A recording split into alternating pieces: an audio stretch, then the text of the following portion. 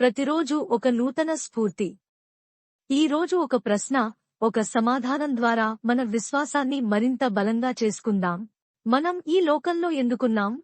దేవుని తెలుసుకోవడానికి, దేవుని ప్రేమించడానికి, దేవునికి ఇష్టమైన మంచి పనులు చేయడానికి, చివరికి ఏదో ఒక రోజు మోక్షానికి చేరడానికి మనమీ లోకంలో ఉన్నాం. మనిషి మనుగడకు మూలం దేవుడు, మానవ జీవితానికి అంతిమ గమ్యం దేవుడు. మన ఉనికికి మూలం మన తల్లిదండ్రులు మాత్రమే కాదు, దేవుడు. మనం దేవుని వద్ద నుంచి వచ్చాం. తన అనంతమైన ఆనందంలోనూ నిత్యమహిమలోనూ మనం పాలు పంచుకోవాలని దేవుడు కోరుతున్నారు.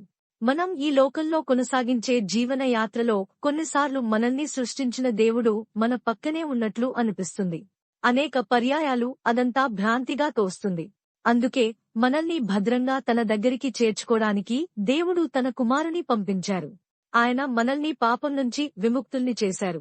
దుష్టశక్తులన్నింటి నుంచి విడుదల చేస్తారు. మనల్ని యథార్థమైన జీవన మార్గంలో నడిపిస్తారు.